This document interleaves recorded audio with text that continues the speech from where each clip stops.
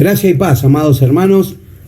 Nos encontramos nuevamente para participar sobre un tema que el Señor ha puesto en mi corazón, que me gustaría compartir con ustedes, que es sobre la humildad. La humildad, que es algo que lamentablemente se ve muy poco en el ambiente cristiano. Se ve que la humildad es algo que ha ido mermando a medida que la gracia de Dios fue creciendo en los siervos. La humildad de los mismos fue decayendo. Por eso quiero compartir con ustedes en este estudio número 1, no sé si llamarlo estudio, podríamos decirle más que un estudio, podríamos decirle una meditación concreta de los factores que envuelven, principalmente los factores que envuelven a la humildad. Por eso he armado este pequeño bosquejo que nos va a permitir a nosotros entender bíblicamente, principalmente, cómo saber que no soy humilde, no cómo saber que soy humilde, porque es justamente parte también de la humildad, demostrar que uno no lo está haciendo, demostrar de que uno tal vez a veces peca por la gracia misma de Dios que le ha dado. ¿Cuántas veces vemos cómo Dios nos usa, cómo Dios está usando al siervo, cómo Dios está usando a la sierva, y vemos que ellos no se enaltecen, pero en cierta medida hay un grado de orgullo en su corazón que la Biblia lo refleja de una manera muy concreta. Por eso, hermano, para estar preparados y listos para la venida de Cristo, nada de eso puede haber en nuestra mente y en nuestro corazón. En el nombre de Jesús comenzamos entonces esta meditación. El primer punto que yo separé en este pensamiento que hice es el concepto de nuestra pecaminosidad.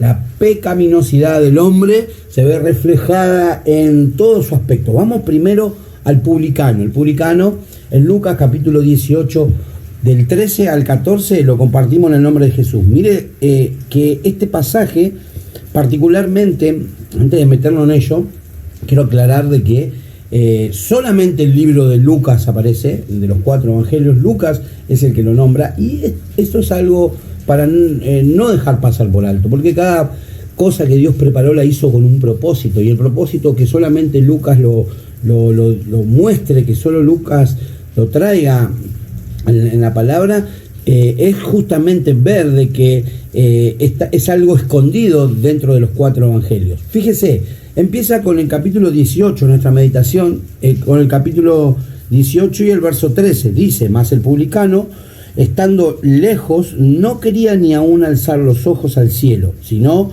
que se golpeaba el pecho diciendo: Dios, sé propicio a mí, pecador.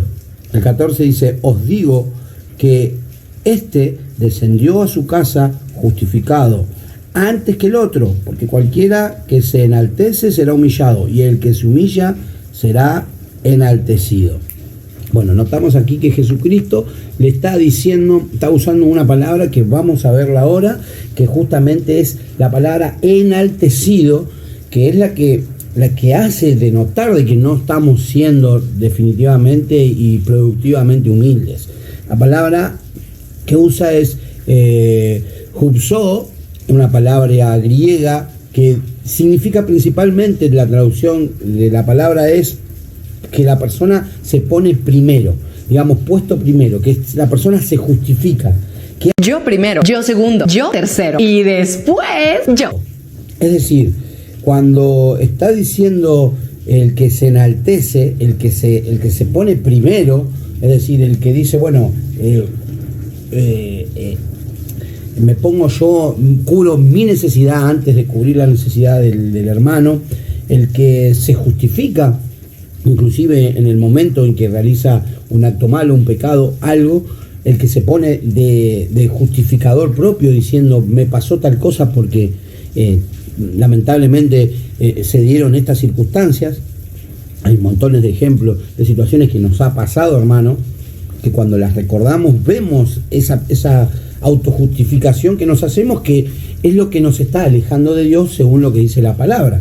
Porque cuando, vamos a dar un ejemplo bien concreto, cuando usted está surfeando por una dificultad que no vino a causa de algo que usted hizo que sucediera, es decir, un accidente de tránsito en el cual usted iba y el accidente de tránsito terminó lastimando a personas, pero usted no fue el culpable, sino que la otra persona fue el culpable, usted automáticamente al ver el panorama y a estudiar el panorama, usted se autoconsuela y dice, él fue el que cruzó el semáforo en rojo, no yo. Entonces, usted claramente está diciendo algo correcto, pero bíblicamente está enalteciendo su postura, teniendo por sentado de que su pecaminosidad, que su error fue inferior al otro. Entonces no está poniéndose por delante del otro. La Biblia nos dice en varios versículos y en varias partes de que nosotros debemos ser y sentirnos y proceder como menores a los demás. Esa era la conducta que el apóstol Pablo quería para su iglesia. Así que la primera sería la pecaminosidad. La pecaminosidad y el enaltecimiento de la persona, en la cual empieza a alejarlo despacito de Dios, empieza cada vez a encontrar, y tenemos millones de ejemplos en la Biblia que no los vamos a dar para ir avanzando en el tema, pero el más concreto y el más claro es el primero, el que Adán le dice a Dios, Dios, la mujer que tú me enviaste fue. Pero bueno, usted seguramente, conocedor de la Escritura, debe conocer varios ejemplos más, así que puede dejármelo en el comentario si tiene alguno que le parece más importante y más resaltado. Vamos a Lucas capítulo 15, en el mismo libro de Lucas, capítulo 15, para ver esta segunda apreciación, que es justamente la que va de la mano con lo que acabamos de decir, ser indigno, hermano. Hay que tener mucho cuidado en creerse que la persona es digna, merecedora de algo. El apóstol Pablo, esto siempre lo recalco cuando preparo mensajes sobre la humildad y sobre en el enaltecimiento, lo recalco porque es importantísimo. El apóstol Pablo comenzó escribiendo cartas diciendo que él era siervo apóstol de Jesucristo, llamado a ser siervo de Dios, colocando todo lo que Dios le había dado. Pero cuando él termina en sus últimos días de vida en Timoteo, dice de que él era el mayor de todos los pecadores de los cuales él conocía. Es decir, demostrando de que a medida que fue pasando el tiempo, comienza en Gálatas, escribiendo en Gálatas la primera carta, y termina en Timoteo, cuando ya estaba a punto de morir, lamentablemente de una forma horrible por causa del Evangelio de Cristo, pero termina diciendo que él era el mayor de todos los pecadores. Por eso el ser digno es algo terrible, hermano. El hijo pródigo nos deja el mejor ejemplo. Capítulo 15, verso 18 de Lucas, lo vamos a leer en el nombre de nuestro Señor Jesús también. Dice así la palabra, 15, 18, si tiene su Biblia ahí a mano, gloria a Dios. Dice, me levantaré, iré a mi padre y le diré, Padre, he pecado contra el cielo y contra ti. Yo no soy digno de ser llamado tu hijo. Hazme como a uno de tus jornaleros. Qué tremendo, hermano. Qué tremendo es ver la humildad de este varón, de ver el carácter con el cual él va a presentarse ante el Padre. Es indigno de ser llamado hijo suyo, es indigno de que él pudiera hacer algo por él, pero sin embargo va en busca de esa gracia. No quita que nosotros vayamos en busca de la gracia de Dios. No quita, porque cuando uno es nuevo en el Evangelio, cuando hay un hermano que es nuevo en el Evangelio, cree que no merece el perdón de Dios y transita sobre una línea durante mucho tiempo de ver si realmente es digno del perdón de Dios, porque el pecado que ha hecho es tan grande. Por eso cuando él reconoce el perdón de Dios en su vida, es tan grande el amor, porque cuanto más perdona a Dios, más grande es el amor que le vamos a tener.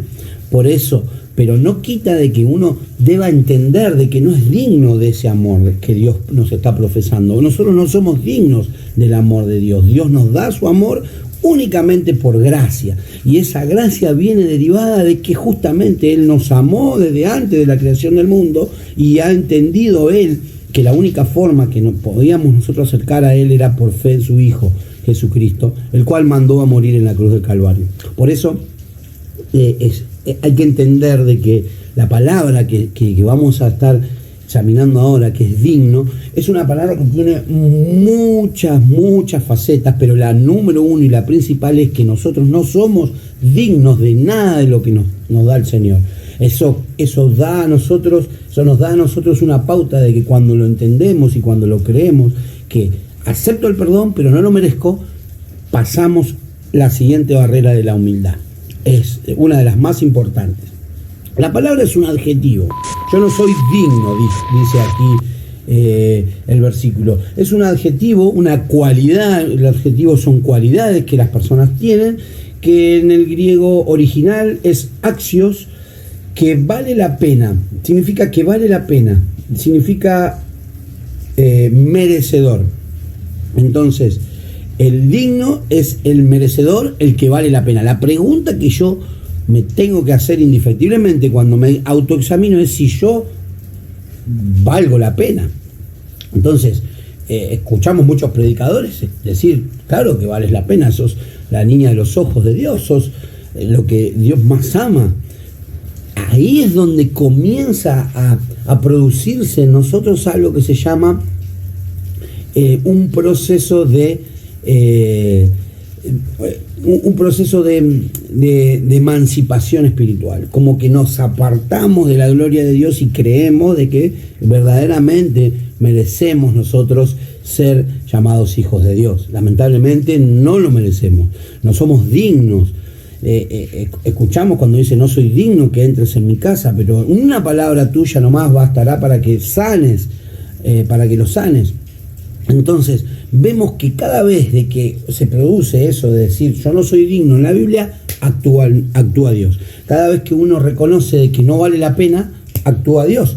El que uno reconozca que no vale, yo no tengo valor, amén, yo no tengo valor en absoluto, soy una persona caída, soy una persona horrible, detestable, no tengo valor, pero la gracia de Dios, el Espíritu Santo en mi vida, la sangre del Cordero, me hace digno, que es diferente, me produce una especie de dignidad y Dios puede amarme porque yo amo a su Hijo. Entonces, si yo no amara a su Hijo, seguiría en mi condición de indigno.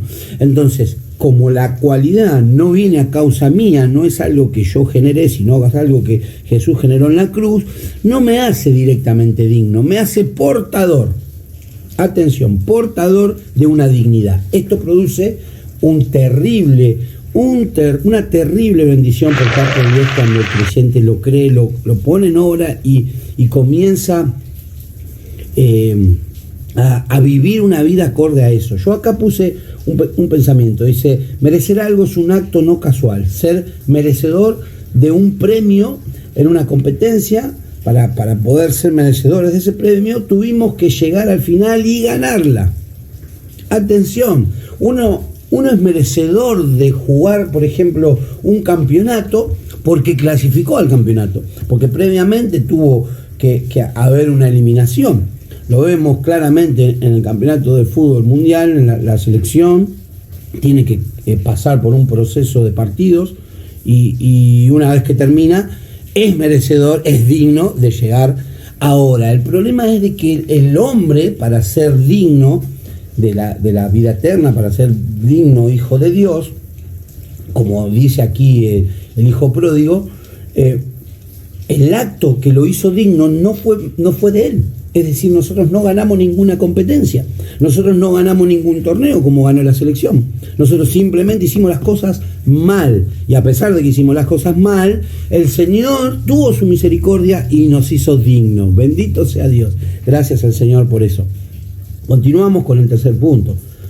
El tercer punto, hermano, es un poco más complicado. Acá vamos a tener que prestar mucha atención, porque cuando hablamos de la santidad, que va a ser el tercer punto, no tener santidad no nos hace humilde. Una persona que no tiene santidad no es humilde. Y acá el parate es importante porque hay mucha confusión, mucha mala interpretación con respecto a la santidad. ¿Qué es la santidad? ¿Cómo funciona? ¿Cómo se vive en santidad? ¿Qué es ser apartado para Dios? Pero hay algo que tener en cuenta, sí, que la santidad produce humildad, claro que sí. Cuando uno es santo, automáticamente es humilde. ¿Y por qué? Y vamos a ver qué dice Isaías, capítulo 6, verso del 1 al 8. Isaías, capítulo 6, verso del 1 al 8. Dice: en el año que murió el rey Usías, Vi yo al Señor sentado sobre un trono alto y sublime, y sus faldas llenaban el templo. Por encima de él había serafines.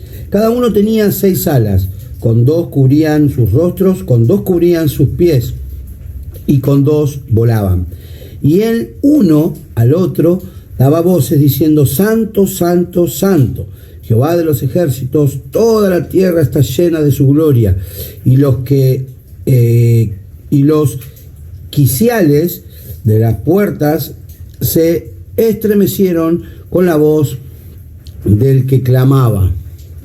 Continuamos leyendo el versículo 6. Dice: y voló hacia mí uno de los serafines, teniendo en su mano un carbón encendido, tomado del altar de una de las tenazas, y tocando con él sobre mi boca, dijo: he aquí que esto tocó tus labios, y esto quitaba tu culpa, dice, y limpió tu pecado. Después oí la voz del Señor que decía: ¿a quién enviaré y quién irá por nosotros? Entonces respondí yo: heme aquí, envíame a mí. Bueno, es un verso extenso y largo, que aquí el Señor lo que está diciendo concretamente es que la santidad, el apartarse para Dios, el vivir una vida apartada para el Señor, es lo que es una de las principales fuentes que produce la humildad en las personas. Claramente los factores que venimos viendo, los factores que venimos siguiendo desde que comenzamos este pensamiento, esta meditación, nos hace entender a nosotros de que necesitamos, además de llegar hasta el punto de la santidad, los otros dos, pero la santidad es uno de los más importantes. Si no, diría yo, el más importante es la santidad, sin la cual nadie verá al Señor. La conclusión de esta meditación, después de ver de que la santidad es lo que nos va a hacer humildes, la santidad, y cuando hablamos de santidad, atención, no nos equivoquemos, no estamos hablando de portarnos bien, estamos hablando de vivir una vida apartada para el Señor. La santidad produce esa humildad que el siervo inútil quiere servir a Dios, reconoce a Dios como su único, suficiente Salvador, reconoce a Dios como aquel ser que lo salva, como aquel ser supremo que es todo para él.